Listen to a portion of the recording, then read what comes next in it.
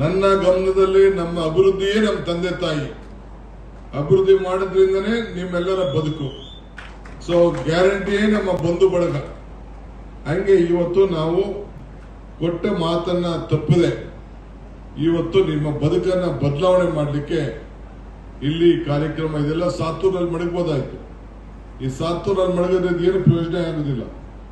ನಮ್ಮ ಲೀಡರ್ಗಳಿಗೂ ಕೂಡ ಯಾವ ಭಾಗದಲ್ಲಿ ಕೆಲಸ ಆಗ್ತಾ ಇದೆ ಅನ್ನೋದನ್ನ ನಮ್ಮ ಕ್ಷೇತ್ರ ಇಲ್ಲಿಂದ ಆದ್ಮೇಲೆ ಫಾರೆಸ್ಟ್ ಯಾರು ಒಳಗಡೆನೆ ಬಿಡುದಿಲ್ಲ. ಒಂದು ಅರ್ಧ 2 ಕಿಲೋಮೀಟರ್ ಹೋದ್ಮೇಲೆ ಅಂತ ಒಂದು ಪರಿಸ್ಥಿತಿ ಇವತ್ತು ಇದೆ.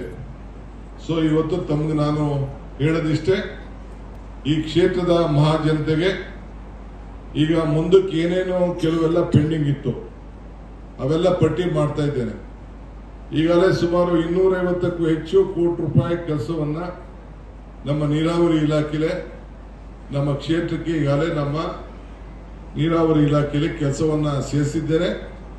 ಹಂತವಾಗಿ ಎಲ್ಲೆಲ್ಲಿ ಕೆಲಸಗಳಾಗಬೇಕು ಆ ಕೆಲಸ ಕೂಡ ಆಗ್ತದೆ. ಕೋಡಳ್ಳಿ ನಮ್ಮ ಸುಧಾಮದಾಸ್ ಹೇಳ್ತಾ ಇದ್ರು ಏರಂದಪ್ಪನಹಳ್ಳಿ ಕೆರೆ ಅಂತ.